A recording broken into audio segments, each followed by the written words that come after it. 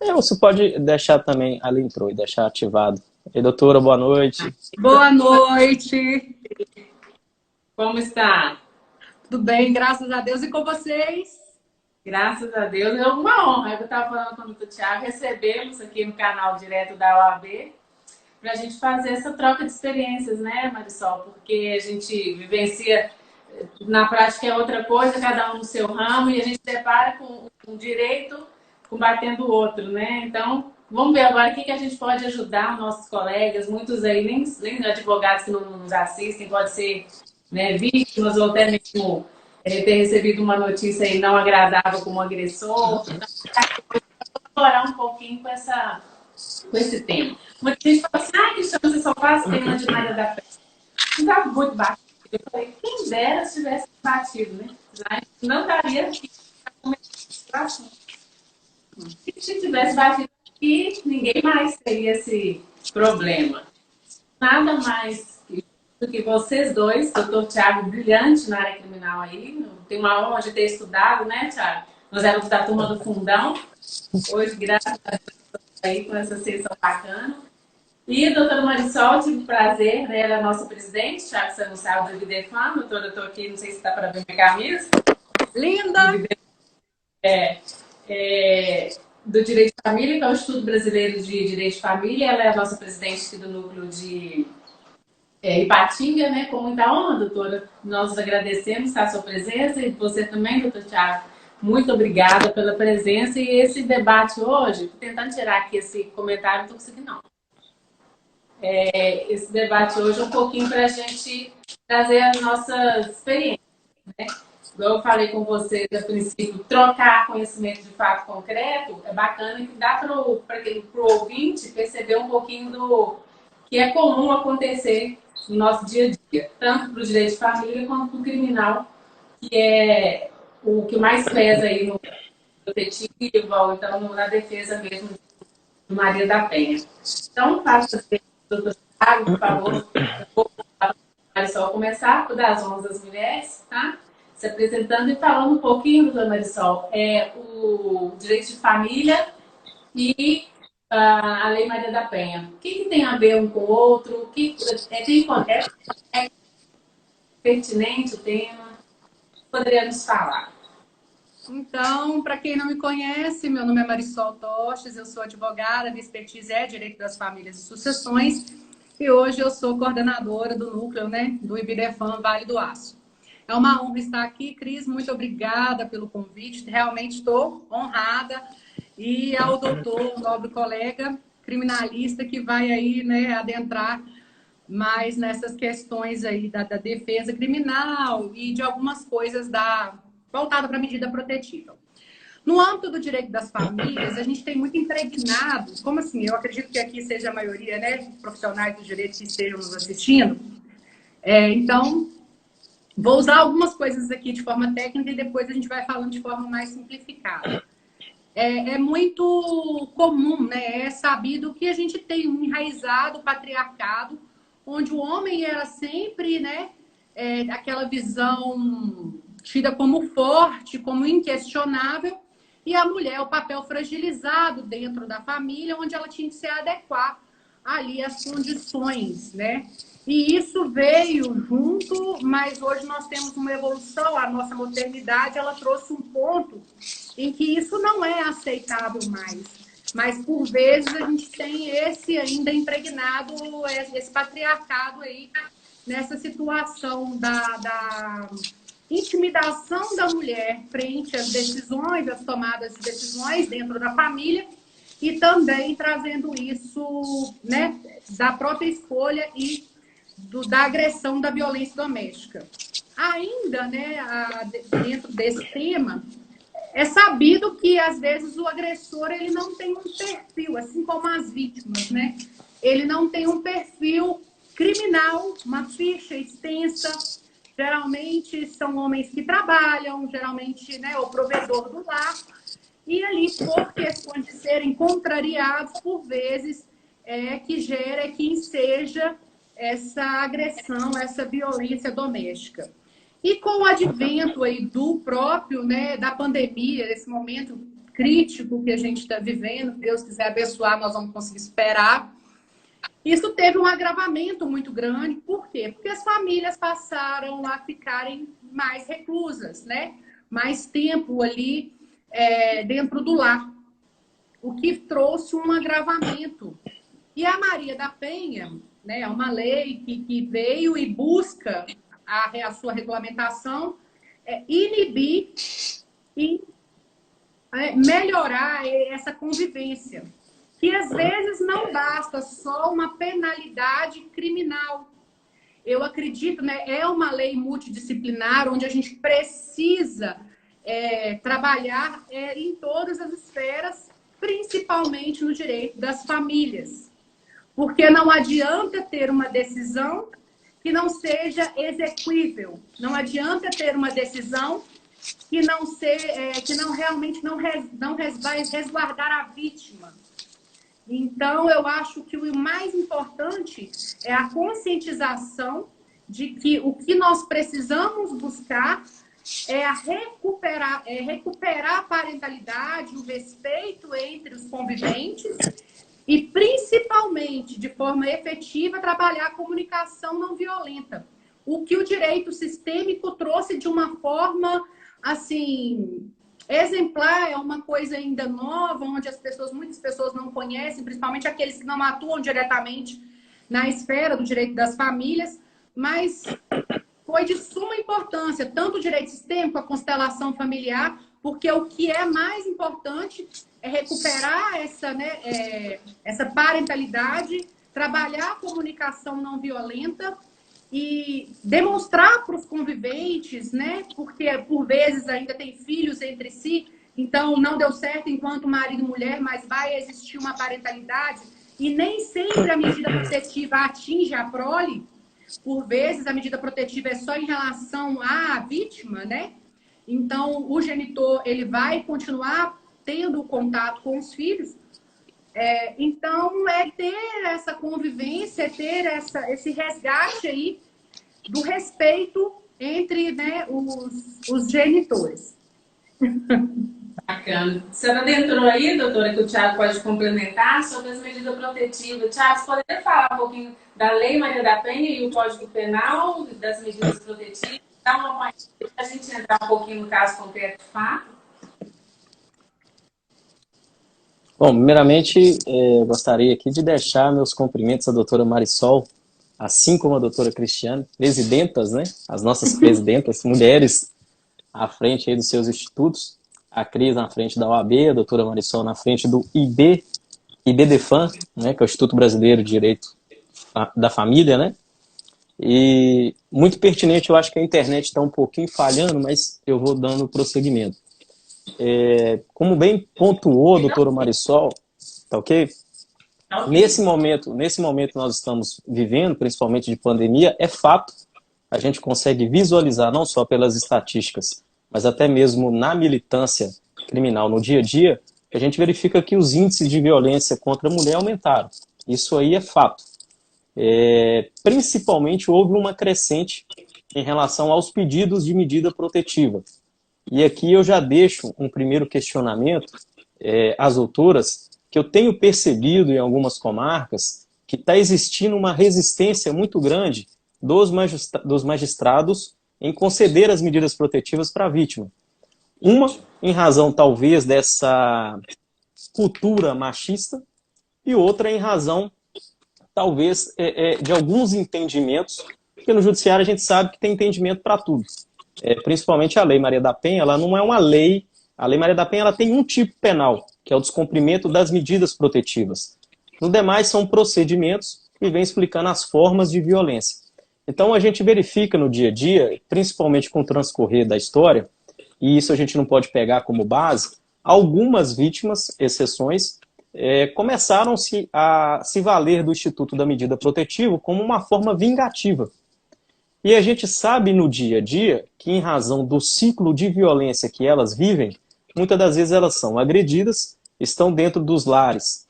Conforme a doutora disse, às vezes a própria residência é do agressor, e naquele primeiro momento que ela pretende realizar a denúncia, ela se vê diante de uma situação de um beco sem saída.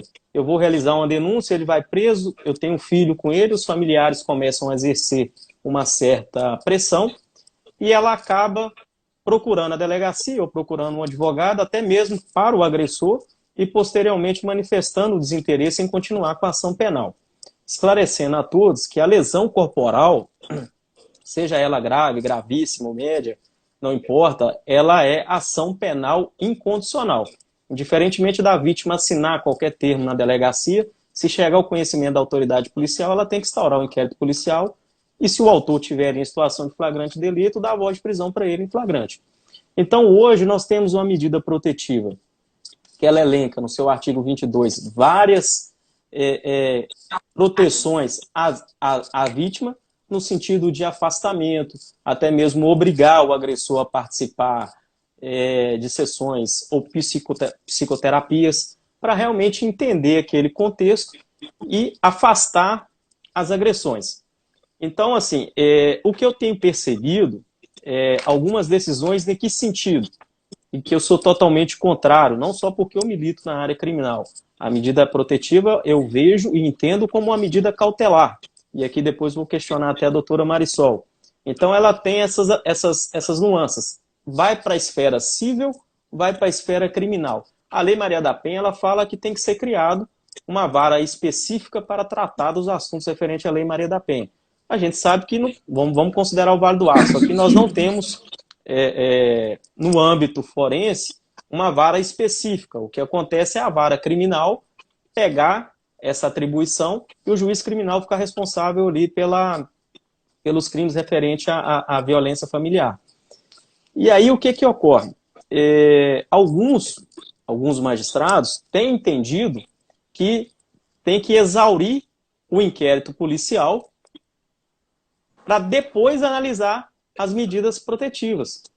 E aí a gente vê um contrassenso, porque se são medidas cautelares, tem que ser aplicadas cautelarmente, claro, dentro da proporção e razoabilidade de cada caso.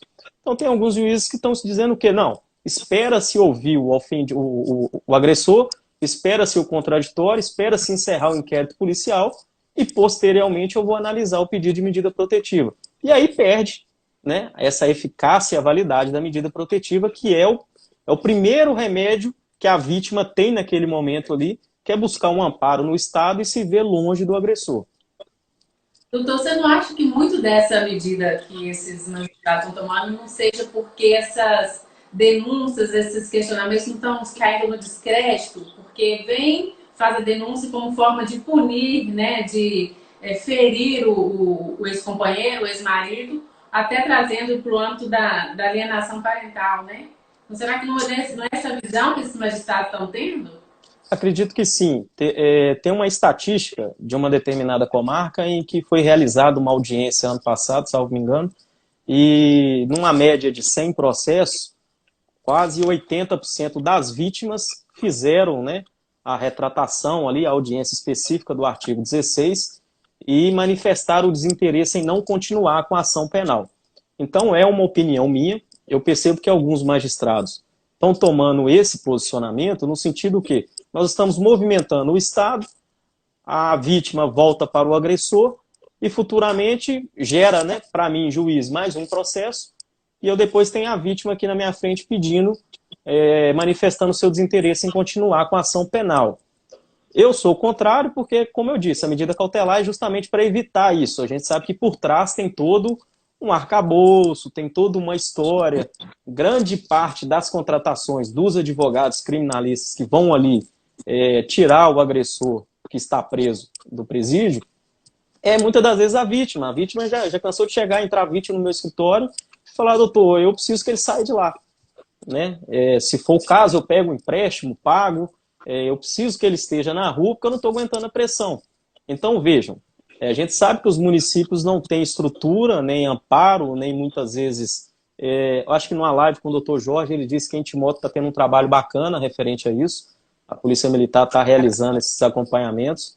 A gente sabe que grande parte das cidades não tem toda essa estrutura para poder ajudar as vítimas, né, principalmente psicologicamente. Doutora Marisol, entrando no que o doutor Tiago falou, tem a medida protetiva, tem um bem só, né? O agressor não quer sair. Tem uma outra forma coercitiva? Ou o que a mulher tem que fazer?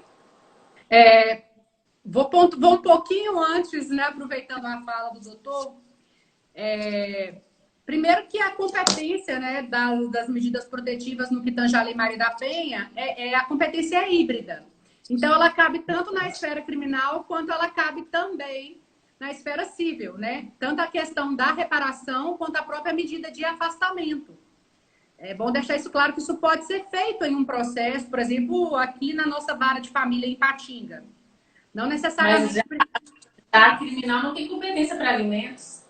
Não, para alimentos, mas o juiz... Não, é medida protetiva. Sim, sim. Mas aí a questão do próprio afastamento, ele pode ser feito pelo juiz de família, por exemplo, ou o juiz da vara civil, não necessariamente pelo juiz criminal. E aqui, por exemplo, aqui em Ipatinga, a segunda vara ela é competência exclusiva para tratar violência doméstica, né? A segunda vara criminal. Então, nunca vai cair na primeira vara criminal, é sempre na segunda vara criminal. E aí... sobre a questão, minha opinião, tá, doutor? A questão agora que não é opinião pessoal, é questão, opinião de estudo, né? De tese mesmo, de estudo, digamos assim. Como eu disse anteriormente, às vezes, por vezes, né? O agressor, ele é primário, tem bons antecedentes, trabalha, tem, né? Endereço fixo, trabalho fixo. Então, aí também, eu acredito...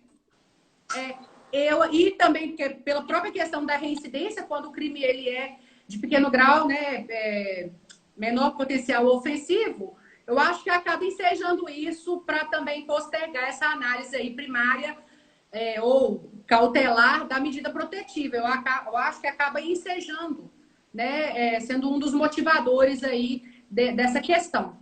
Mas na minha esfera agora, né, no direito das famílias, Cris e doutor Tiago, o que pode ser feito? Né? Um pedido de separação de corpos, ali cessando a questão patrimonial. A própria cautelar já está mandando ele se afastar. Só tem um bem. O que fica? Não, geralmente o juízo ele faz o quê? Ele coloca nas decisões que né, do ato citatório e intimatório, né, porque ele é citado e intimado, citado para apresentar defesa, intimado da decisão ali de afastamento, o juiz coloca que poderá ser feito mediante acompanhamento, né, de força policial. Entendeu? Sim, mas é igual... Não, a família... Não, nós estamos falando de direito de propriedade. Aí isso não vai ensejar, né? Porque o direito de propriedade aí, ele não vai interferir no que tange a uma medida protetiva. Vou te dar um exemplo, Cris, para você ter noção de um caso concreto. Eu tive um caso, a senhora já era, né, agredida há muitos anos, e aí eu acredito que tenha até a questão da própria desistência, às vezes, da representação, doutor, porque, por vezes, a pessoa ela não tem qualificação profissional, ela não tem uma rede de apoio ali consistente para poder manter. E aí, às vezes, pensa na questão dos filhos e da família. Como eu vou sustentá-lo? Como eu vou me importar? Ou, às vezes, a própria agressão ela não é só física, ela é psicológica. E a mulher ela se sente feia, mal amada, acredita que não vai conseguir, né, conseguir outro companheiro, até mesmo pela questão de já ter né, ter filhos e tudo. E aí, essa agressão psicológica interfere de tal forma que ela não tem forças. E a falta de rede de apoio não deixa com que ela saia desse ciclo vicioso. Eu tive um exemplo disso, um caso em que a mulher ela sofria agressão sexual do marido. Ela tinha que pagar... as contas da casa elas eram meiadas, mas ela não podia trabalhar fora. Ela pagava com posições sexuais e atos sexuais. O marido tinha um caderninho, tinha uma tabela de preços e valores ali dos atos e né, do que seria feito. E eram coisas absurdas, né? Das coisas mais simples, ela tinha que chegar até o valor. Se o gasto mensal eram R$ 3.000, ela tinha que fazer aqueles atos sexuais até chegar ao valor de R$ 3.000. E aí, quando ela me procurou, assim, eu fiquei assustada, chocada com a situação. Mas também não cabe a nós, enquanto profissionais do direito, induzir o nosso cliente a propor uma demanda ou a tomar uma decisão. Nós estamos ali enquanto parte técnica apenas para orientá-los, né? E aí, naquele momento, o que eu fiz foi orientar os direitos dela, expliquei essa questão da agressão sexual ser, né, ali da Maria da Penha, que caberia, né, uma pensão alimentar para a questão da mantença, afastamento do lar, tudo isso. Que o processo era segredo de justiça, então ela não teria exposição. E ela falou que ia para casa conversar com ele. Segundo ela, ele pediu desculpa, falou que ia se redimir, ia para a igreja. E ela nunca mais voltou e nós também arquivamos a pasta dela e não entramos em contato, que era um direito dela e respeitamos. Mas o que nós pudemos perceber é que ela tinha parado de estudar, ela não tinha qualificação profissional, ela não tinha uma rede de apoio. Para os amigos e para a família, ele era uma excelente pessoa, extremamente comunicativa, e aquilo ali só passava realmente no âmbito do lar. Então, às vezes, a questão é mais a falta de apoio, né? De uma rede de apoio na família, entre amigos ou na própria sociedade, do que propriamente a decisão do judiciário. E só completando, eu tive um outro caso de uma senhora que ela já tinha perdido até os dentes, de tanto que o marido o espancava, e eles tinham 2 moradas, né? Primeiro e segundo andar. E na audiência de conciliação, ela quis participar. Eu expliquei que ela teria o direito de não estar na presença do agressor, mas ela quis participar. E ela aceitou que ele morasse. A gente já tinha medida cautelar aí pelo juízo da família, né, do direito das famílias, o juízo já tinha dado o afastamento. E mesmo assim ela aceitou com que ele morasse em um dos andares ali. Então, assim, às vezes... mais, né? Não tem efeito. Doutor Tiago, voltando um pouquinho pelo criminal, tem algum recurso para cautelar? O agressor recebeu a intimação, né, da medida cautelar, da protetiva. Tem algum recurso para ele? A gente está falando agora no caso da defesa do agressor. Então, aí é que começa o nosso problema. Tem alguns juízes que adotam, mesmo na esfera criminal, a medida protetiva lá do processo civil, como medida cautelar. E aí manda citar, vamos colocar aqui o investigado, imaginando que em tese tem um inquérito policial, manda citar ele para apresentar uma contestação e segue o rito do processo civil. Medidas cautelares normal. Ele apresenta, pode pedir uma audiência para ver se tem necessidade na vigência da medida protetiva e ali ele vai fazer prova. Tem juiz que não. Tem juiz que automaticamente já defere a medida protetiva, intima ele, ele fica à mercê. Ou ele vai ter que ir através do advogado na esfera criminal, atravessar uma petição e falar, olha, não tem nada a ver com isso.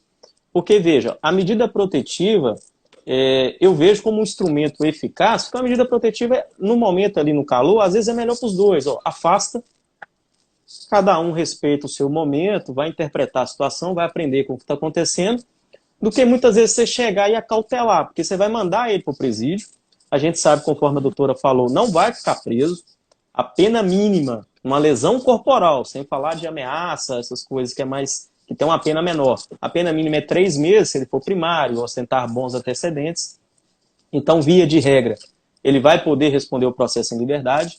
Tem alguns juízes, já fui despachar com alguns magistrados que até já me confidenciaram o seguinte, falou, doutor, vou deixar preso lá uns 30 dias e daqui uns dias eu solto. Vai para o tribunal, entra com habeas corpus, se o tribunal der, às vezes o tribunal nega a liminar, às vezes concede, vai depender de cada caso. Então, assim, eu acredito, Cris, recurso, ele vai ter que ser analisado quando for indeferido para a vítima. Aí a gente pode falar em recurso. Ou, se o agressor e o juiz adotar o procedimento do Código de Processo Civil, citar ele como a cautelar lá do processo civil. Aí ele vai conseguir apresentar alguma defesa. Do contrário, se for só na criminal, vai ficar ali o inquérito policial, que às vezes a própria autoridade policial vai pedir a medida protetiva, chega para a vítima, intima ele, e ele vai ficar sem saber o que fazer. Ele vai apresentar as justificativas, se talvez ele tiver como produzir e tiver prova de que de fato não ocorreu aquela situação, pode ser que venha sim ser revogada a medida protetiva. Um exemplo, tem filhos, tem um afastamento do lar, e ali ele consegue demonstrar ali, a princípio, que de fato aquela informação trazida pela vítima não é verdadeira. Então o juiz pode ser que venha revogar, fazendo com que ele tenha contato pelo menos com o filho, ou possa, né, retornar por lá. Então cada caso é um caso. Mas, então quando a gente fala em recurso, eu já estou vislumbrando a possibilidade de indeferimento da medida protetiva quando a vítima vem fazer o requerimento. É aí o que eu vou perguntar para a doutora Marisol. No âmbito criminal, a gente, no Tribunal de Justiça de Minas Gerais, a gente vislumbra duas situações. A princípio, o indeferimento da medida protetiva. Poderia se pensar numa questão do RES, do recurso em sentido estrito, e o que vem prevalecendo é o recurso de apelação, por ser uma decisão de mérito e terminativo. No que pesa, alguns juízes falam assim, vou aguardar e futuramente tiver necessidade, vou reanalisar os fatos. Então, assim, você entra com recurso de apelação. Até o juiz receber o seu recurso, abrir prazo para contra as razões e o processo subir para o tribunal, já passou 30 dias. Então, acaba perdendo o efeito. A própria vítima fala o quê? Eu contratei um advogado, estou pagando e até agora não resolveu nada.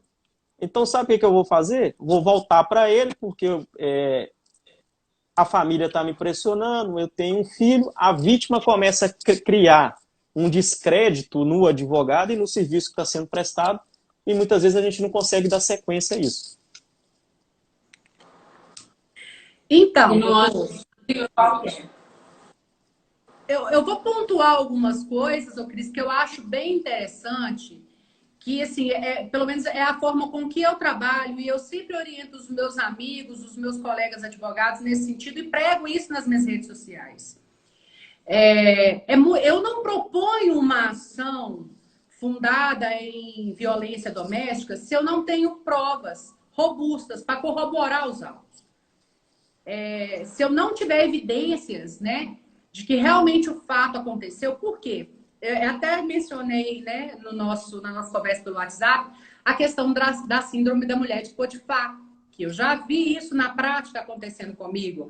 Que, para quem não sabe, é quando a mulher é rejeitada, ela faz uma imputação falsa de crime ao companheiro. Então, eu sempre peço provas indubitáveis de que realmente está acontecendo aquele fato, né? De que é verídico, de que não é simplesmente uma alegação. Eu não trabalho com uma alegação de uma coisa tão grave, e outros casos graves também a gente sempre pede ali provas daquilo. Então, assim, dificilmente, no nosso conjunto ali, né, probatório, a gente tem negado, né, essa liminar aí, no sentido do afastamento. Quando para nós, o que cabe seria realmente o agravo de instrumento com um pedido de efeito ativo para o tribunal, que é um pouco mais rápido, né? E aí o tribunal faz essa análise preliminar para restaurar ali e comunica ao juiz o acordo de rever, né, essa decisão aí. Mas, geralmente, eu não tive, no que tange a agressão à violência doméstica até hoje, nenhuma decisão negando de forma liminar. Eu já vi uma vindo de plantonista. Aí eu achei até meio assim, bacana, porque não tinha muita, né, fundamento para dar liminar, mas vindo de um plantonista. Aí quando veio, o inquérito chegou para o juiz competente, aí analisou, o MP também vem, né, Thiago? Pilhando, aí o juiz, o MP reiterou e deu a cautelar. Mas eu já vi uns vezes vindo do plantonista. Inclusive, Então, só fazer uma pista, doutor. Porque, inclusive, como eu atuo geralmente, né, na área do direito das famílias, não atuo na área criminal, não faço esse acompanhamento, tenho até, né, uma parceira que faz esse trabalho dentro do escritório, mas às vezes nem sempre a gente pega as duas ações. Até mesmo porque eu deixo claro para a vítima, dependendo da situação financeira dela, que ela vai ter ali, né, o Ministério Público assistindo como fiscal da lei. Então, às vezes, a vítima mesmo, a gente não faz esse acompanhamento, só quando elas fazem questão mesmo disso. Mas eu sempre peço ofício, além de juntar as provas, eu peço ao juízo para expedir ofício a delegacia para pedir cópia integral do inquérito e peço, se já tiver distribuído, né, na vara criminal, também seja expedido ofício. O artigo 438 do CPC, né, nos permite isso, como prova emprestada, tanto o inquérito quanto o processo criminal. Então, aí, doutora, vamos só contextualizar aí para o âmbito criminal. O que eu vejo no dia a dia, principalmente na esfera criminal, e aí se tratando de Patinga, que tem uma vara, não é uma vara especializada, mas é a segunda vara que trata sobre crimes de violência contra a mulher. Inclusive, eu peguei essa semana um parecer do Ministério Público pedindo para aguardar o encerramento do inquérito policial para ouvir o investigado e, após esse determinado ato, é que iria reanalisar o pedido de medida protetiva. Então, quando eu vou partir do pressuposto, quando a vítima vem trazer para mim provas robustas, eu geralmente faço o pedido endereçando direto para o juiz. No criminal, a gente pode fazer esse endereçamento. Ou direto do Ministério Público, eu nem levo para a autoridade policial. E aí a gente tem que seguir o seguinte raciocínio. Se eu tenho uma vítima instruída e se eu tenho uma vítima que tem um conhecimento de produzir uma prova, e daí a importância talvez das lives, das informações, do conhecimento, ela vai conseguir gerar essa prova. Muitas das vezes chegam lá com WhatsApp, com conversas fora de um contexto, e apresentam para o advogado. Então, eu não posso desqualificar a palavra da vítima, que é o que acontece no dia a dia, muitos advogados vêm e vêm querer desqualificar a palavra da vítima e falar, isso não vai dar em nada. A gente sabe que, no fundo, a vítima está apresentando a verdade dela. Então, assim, tem entendimento que a palavra da vítima isolada serve, tem entendimento que tem que ser corroborado com demais provas, ninguém quer testemunhar, familiar não quer entrar no meio, vizinho não quer entrar no meio. A produção de prova hoje pode ser através de vídeo, você pega uma pessoa mais instruída e conseguir, através dos smartphones, produzir essa prova e conseguir levar para você, é lindo. Mas, às vezes, fica um processo penal muito seletivo. O processo penal, às vezes, chega para nós uma vítima, coitada, que ela quer uma orientação. O que eu posso fazer? Então, muitas das vezes, eu não posso contar com essa prova. Então, se eu não me servir somente da palavra dela e levar o conhecimento da autoridade para a gente começar a iniciar esse procedimento e pedir uma cautelar, no âmbito criminal a gente não manda. Entendi. Uma coisa que você falou aí, doutor Thiago, sobre as cautelares, uma coisa que sempre vem, a gente não milita muito nessa área, então não é a nossa prática, né? E quanto tempo dura uma medida cautelar? A Lei Maria da Penha, ela não estipula prazo para medida protetiva. O que a gente observa é que o juiz tem adotado o critério da razoabilidade e proporcionalidade. Cada caso é um caso. Eu já vi entendimento de juiz entender que a medida protetiva vai vigorar durante o inquérito policial e até a fase final do processo. Eu já vi magistrado aplicar a medida protetiva durante 6 meses. Eu já vi entendimento do tribunal falando que é durante 1 ano. Então, não tem uma regra. Eu acredito que a ideia da medida cautelar é cessar a violência e aí o magistrado vai poder verificar, talvez por 90 dias ou 6 meses, intima-se a vítima de novo, pede para informar se tem necessidade da ratificação das medidas protetivas. No âmbito criminal, o que eu percebo é isso. A vantagem da esfera civil é que, inclusive, vocês ainda têm o sistema eletrônico, né? Hoje você entra com o pedido, né? Vamos colocar aí 72 horas, já tem uma análise, e se for indeferido, agrava, vai para o tribunal. Criminal não, é processo eletrônico, é fazer carga, é juntar razões contra as razões, remeter para o TJ, foi 40 dias. Já ficou preso, já cumpriu, acabou, né? Já cumpriu, a pena mínima é 3 meses. Se você for condenar ele no mínimo, é 3 meses. O que eu tenho observado muitas das vezes, a forma é que a vítima traz a violência para o papel, algumas interpretações do titular da ação penal, que é o Ministério Público, às vezes o delegado indicia na lesão corporal no âmbito da Lei Maria da Penha. Às vezes o Ministério Público entende que é uma tentativa de feminicídio. E quando vem a denúncia na tentativa de feminicídio, aí mudou o rito, o procedimento, mudou a forma de tratar o processo, aí já é processo da esfera do tribunal do júri. Então, assim... Pode concluir. Então, isso também eu vejo que tem sido uma crescente. Às vezes é muito interpretativo. Se cair na mão de um promotor que ele entende que aquela violência ele tinha a intenção de, às vezes, tentar matar, ou o que eu vejo muito comum, às vezes, a lesão corporal, o agressor vai lá, enforca a vítima, tenta conter ali, dá um mata-leão. Se ele interpretar que ele tentou tirar a vida dela, e o resultado seria esse, ele vai ficar à mercê do Ministério Público. Até que prove que não, aí vem o contraditório, presunção de inocência, que lá no cível já não é tratado dessa forma. Tem um contraditório, mas lá não tem tanta presunção de inocência igual no processo penal. O processo penal, ele é previsto para o acusado, né? O cível já é para as partes. Então, assim, o processo penal ele não foi criado para a vítima, ele foi criado para quem está sendo acusado. Então, modula e inverte um pouco a tangente dos fatos. A gente sabe que a Lei Maria da Penha não abrange só violência física, né? Então, aí, muitas vezes, a maioria das vezes é uma violência verbal, psicológica. Qual é o tipo de crime que, em caso não seja comprovado como Maria da Penha, poderia ser enquadrado? Esse tipo Olha, de... a gente tem, por exemplo, a gente pode pegar aqui 5 formas de violência, que são as básicas lá da Lei Maria da Penha. Inclusive, eu acho que no ano de 2018 entrou em vigor uma lei que depois foi incluído no Código Penal, no artigo 216b, que trata da exposição da intimidade sexual. O agressor que vier a expor situações de ato libidinoso, cenas sensuais, algo ali da esfera íntima do casal, e vier a expor isso, tem um tipo penal também previsto para isso lá no Código Penal. Então, assim, mas hoje a gente tem a violência moral, sexual, patrimonial, psicológica, que é a que mais acontece. Eu sempre brinco com o pessoal, um dia eu fui convidado para participar de um evento, aí alguém perguntou assim, doutor, mas se a minha esposa perguntar como é que ela tá, é para elogiar ou é para falar a verdade?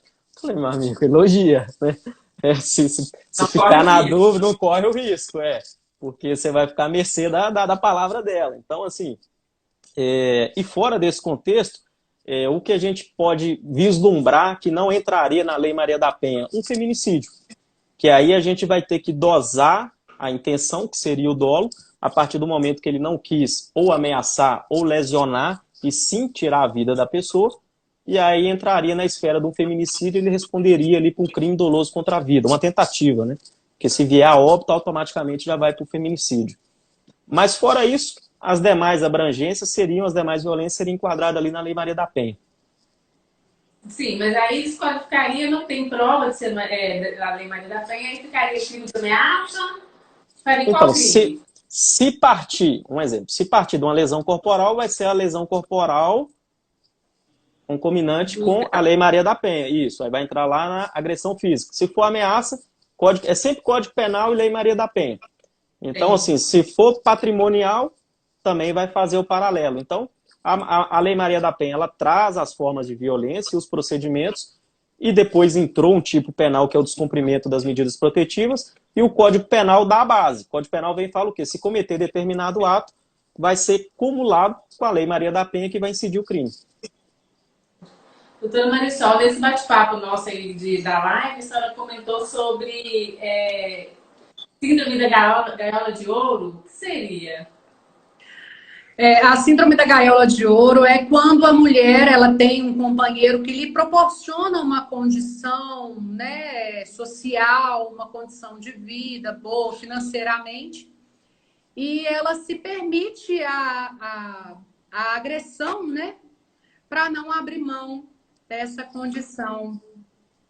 Então, ela deixa perpetuar o ciclo, né, da agressão por não querer abrir mão da condição financeira ou do social que lhe é proposta. Se a doutora me permite, inclusive é a tese que a Monique, não sei se vocês estão acompanhando, o caso Jairinho, né, que é a segunda carta que ela escreveu, que é a tese, estrategicamente, que a defesa está querendo apresentar, que ela era dependente financeiramente ao ponto de mentir inicialmente e agora querer apresentar a verdade. Então, essa teoria, ela é muito bem também explorada, né, no âmbito do direito penal. Nessa circunstância, vai ficar mais evidente agora. Então, inicialmente, ela tinha um determinado advogado, adotou uma estratégia e veio com novos, adotando essa nova teoria, claramente para imputar os fatos somente ao Jairinho. Bacana. E na esfera do direito das famílias, né, Cris, a gente pode adotar o seguinte, que dependendo um pouco do regime de bens, seja a separação, né, total de bens, pode ser utilizada a questão também, não só da violência, né, do direito ali a mantença, a continuar a mantença da cônjuge, da companheira, como também os alimentos compensatórios ou transitórios, né, até que se ajuste à realidade. Entendi. Mesmo na separação de bens? Sim. Até mesmo é um fundamento, né, para se arbitrar os alimentos compensatórios, que seria a desigualdade econômica para a manutenção do nível social e econômico que tinha enquanto a conjugalidade ali estava perpetuando. Um outro questionamento do Thiago que a gente estava no bate-papo extra aí. A vítima, o agressor ficou 30, 60, 90 dias preso e ele vai sair. E aí, o que orientar para a vítima? Qual é o papel do advogado nesse sentido?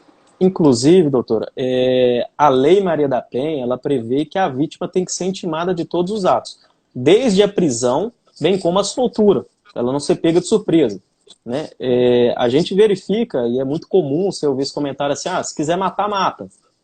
Então, assim, tem gente que ridiculariza, vem falar que a medida protetiva não serve para nada, porque vai ficar lá 3 meses, se sair, mas a gente sabe sim que tem uma eficácia.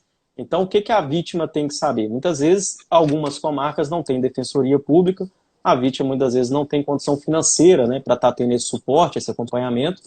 Então, o que a gente deixa de registro para ela.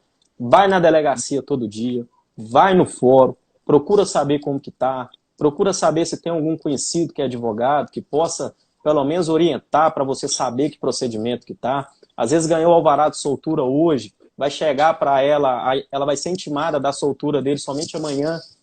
Então, assim, a gente sabe como que funciona esses procedimentos, não é rápido. Então, o que a gente deixa de sugestão é que procure saber que pé que está, até mesmo se for uma situação real que a pessoa venha sair e cometer outro crime contra ela, para ela se preparar, buscar um apoio na polícia e deixar registrado, Cris. A gente verifica também, em Patinga tem a delegacia especializada. Aqui em Fabriciano a gente tem a delegacia da mulher, mas não são, eu vou falar pelo, não vou usar essa expressão, mas assim, a gente não vê uma equipe especializada. Obviamente que são mulheres preparadas para tratar, mas a gente sabe que algumas comarcas não têm. Então, assim, é muito comum a vítima aportar na delegacia ou na própria polícia militar. Se você pegar, vou usar aqui uma expressão, um militar antigo, às vezes a vítima vai relatar um fato para ele, vai falar, isso é briga de casalzinho, eu não vou entrar no meio disso. Já inicia o primeiro momento fragilizando a palavra da vítima. Você quer representar? Amanhã ele vai ser solto, você tem certeza? Então ele já coloca esse ponto de interrogação. Não, Não, isso é em todo local. Principalmente, assim, não vou falar mal da polícia militar, mas, assim, alguns tanto, né, nas duas polícias, a gente verifica que alguns profissionais que não estão preparados para esse tipo de contato, eles fazem a abordagem já questionando e colocando dúvidas e perguntas na palavra da vítima. Fala, meu amigo, seu papel é lavrar o boletim de ocorrência, se entender o que está em flagrante, conduz para a delegacia e deixa o delegado trabalhar. Mas ali, tem certeza? Olha o seu menininho chorando aí, você vai fazer isso mesmo? Aí, isso é o primeiro passo para as agressões continuarem e o Estado não tomar providência. Esse é corriqueiro. Eu achei que era só aqui, mas não. Doutora Marisol, voltando um pouquinho para o direito de família, a violência patrimonial. O que a mulher pode fazer em relação a isso? Geralmente a gente não está falando de violência física, que seria prisão, né? Alguma coisa assim, coisa desse tipo. Mas e a violência patrimonial? Qual a medida, qual a defesa da mulher? Então, no momento que é proposta ali a separação de corpos, todas essas medidas, né, que nós falamos no início, existe a possibilidade de fazer o requerimento do arrolamento patrimonial do casal, tá? Inclusive com pesquisas através do sistema, né, conveniado, a quebra do sigilo bancário, Renajúdio para ver a questão dos veículos. E também existe a possibilidade que é chamada desconsideração da personalidade jurídica inversa, quando se tem empresas, né? Quando a gente está falando de um divórcio de sócios ou um casal, que é muito comum haver a fraude patrimonial.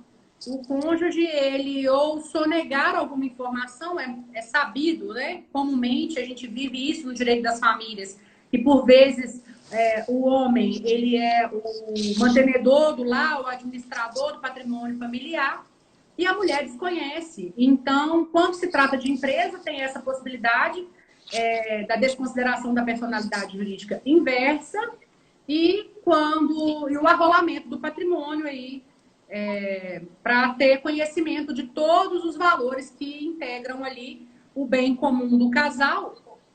Vai ter que se analisar, né, o tipo de regime de bens adotado pelo casal, para então fazer a partilha e a meação, analisando se há subrogação, se há frutos, todas essas incidências aí. E pedido de... O doutor Thiago falou que a nossa eletrônica, na verdade, não é, né? A gente sabe aí que o cônjuge pode muito bem sumir com esse patrimônio, se de falar em dinheiro. Então, o que pode fazer cautelarmente para resguardar o direito aí da mulher? Solicitar o arrolamento é o pedido inicial, solicitar o arrolamento de bens, fazer o pedido dessa desconsideração inversa do patrimônio.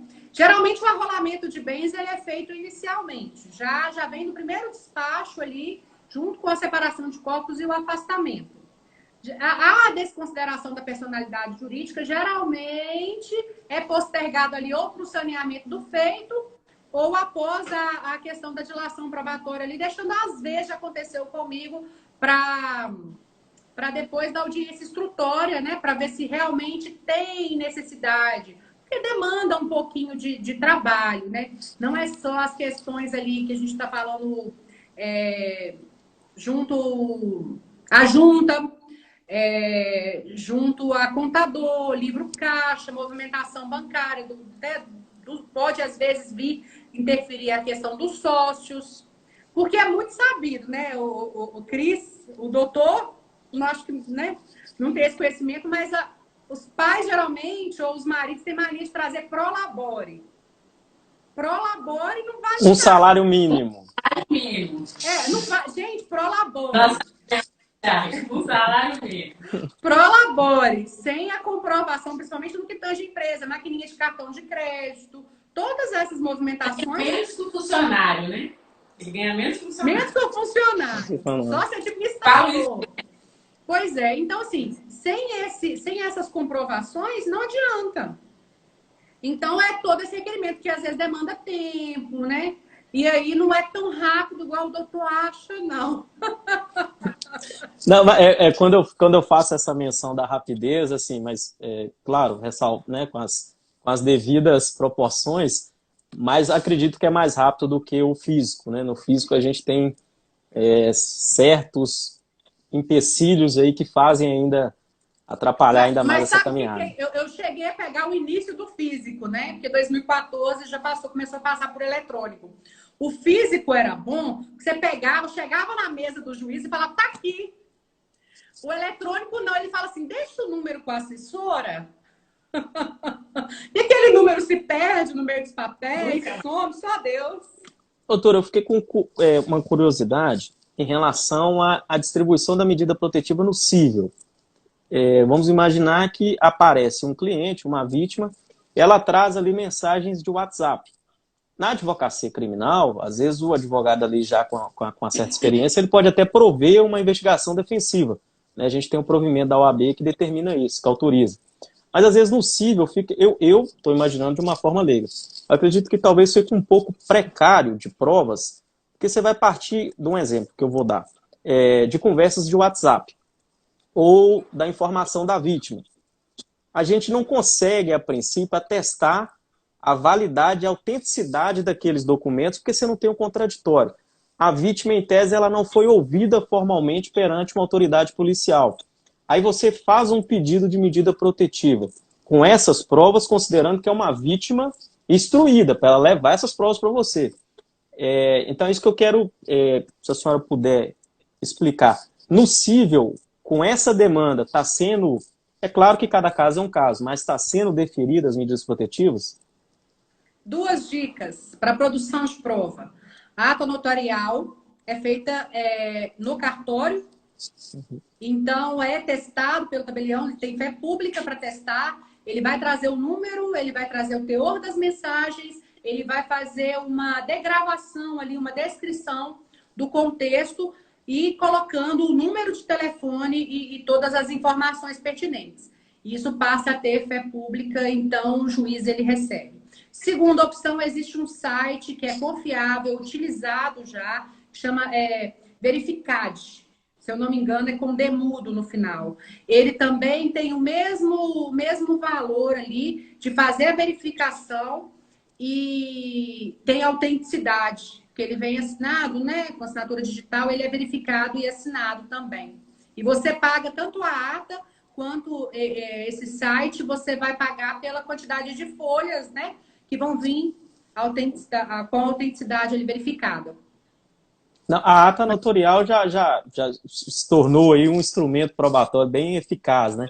A gente partindo do pressuposto que é uma vítima que tem também condições financeiras. Por mais que uma ata notorial, uma folha seja 30, 40 reais, ela vai ter que arcar, né? Não, um exemplo, ela vai arcar. Então, você pega uma extração de dados de telefone, já remetendo para o processo civil, hoje tem entendimento que conversas de WhatsApp não podem ser reconhecidas como prova, né? Porque aqui, o WhatsApp... Falando da nossa comarca, só com baseado nas conversas do WhatsApp foi dada uma medida protetiva. Não, sim. No criminal. Sim. É isso que eu tô... Deveria ter mais laço probatório. Sim. Porque às vezes eu utilizo isso como defesa, né? Que a sexta Câmara do STJ, até se eu não me engano, foi no habeas corpus, ele trouxe isso que o print screen, ele não é utilizado como prova, é considerado prova ilícita, né? E até foi desentranhado dos autos. Mas no direito das famílias, a gente utiliza o WhatsApp, é claro que tem a possibilidade, né, de fazer o requerimento, mas é uma coisa muito engraçada, doutor, que geralmente as pessoas, né, os advogados, eles tendem a arguir na defesa mais no conteúdo do contexto, de impugnar o contexto das conversas, do que a prova. Do que propriamente a prova, a ilicitude da prova. Aí é o artigo 436 do CPC. Né? Ele fala que você pode ali fazer a impugnação da prova ilícita e trazer o porquê que ela é ilícita. Eu fiz isso até num processo recentemente, até juntei a emenda desse acórdão do STJ, desse entendimento. Mas às vezes, a maioria, eu tô te falando assim, a minha prática, se eu peguei um ou outro advogado que fez a impugnação da prova em si, foi muito, porque a maioria faz a impugnação do contexto da conversa e não da licitude ou ilicitude da prova acostada. Só a título de exemplo, acho que também já está quase chegando ao final. No processo penal a galera é mais hardcore, né? Mas assim, a gente pega contextos em que o investigado, ou vamos imaginar aqui uma vítima, ela, obviamente, cria um outro número, coloca salvo, né? A gente sabe, tem dicas aí para pessoas, não tira print com o nome, tira print com o número, para pelo menos partir do início ali, que realmente é o número da pessoa, para depois pedir a identificação na operadora, e ali cria contextos de conversa. Então, assim, isso no processo penal, para o acusado, ele tem toda uma garantia em relação a isso. Tem toda uma cadeia de custódia que tem que ser respeitada. Mas para a vítima, se caso ela não tiver a condição de estar arcando com essa despesa, pega o telefone dela, entrega para o delegado, fala, doutor, tá aqui, pode periciar. Ele vai mandar, vai pedir a extração ela vai fornecer a senha e ela também conseguir produzir essa prova, né, em relação ao agressor. É porque tem até um outro ponto probatório, que é, às vezes, a conversa, ela não vem com a data. Ela vem escrito hoje. Ela não vem com data e horário, que é um fator também de se impugnar no momento. Você está fazendo ali a impugnação das provas.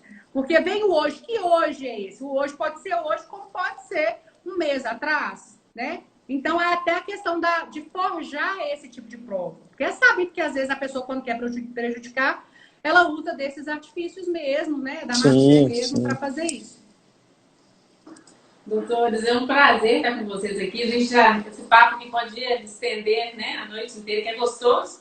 A gente está debatendo um assunto, essas vivências aí nossas. Mas, assim, vai dar 1 hora. Eu acho que o Instagram bloqueia, né? 1 hora. Sim, sim. Eu queria agradecer em nome da OAB, tá? Doutora Marisol, doutor Thiago Xavier. Prazer enorme ter vocês aqui para complementar um pouquinho mais a experiência forense. Doutora Cris, eu faço das suas palavras a minha. Foi um grande privilégio, né? Nós que formamos juntos, já temos aí essa trajetória acadêmica e na militância da advocacia, hoje conhecendo com essa honra a doutora Marisol. E quero agradecer o convite, estou à disposição, e é sempre prazeroso poder debater esses assuntos e os temas relevantes aí, tanto no âmbito do processo penal, né, ou outras matérias que a gente puder ajudar a todos aí. Obrigada. Eu queria agradecer imensamente o convite, fiquei muito honrada em nome do IBDFAN, em meu nome, gratidão pela nobreza aí, por ceder esse espaço, esse momento, me coloco à disposição, pode contar comigo sempre, Cris. Doutor, foi uma honra poder ter esse debate, foi muito bom estar com vocês essa noite. Carique também a noite inteira. Isso, um abraço, gente, muito obrigada, tá? Gratidão também. Abraço. Boa noite a todos. Boa noite.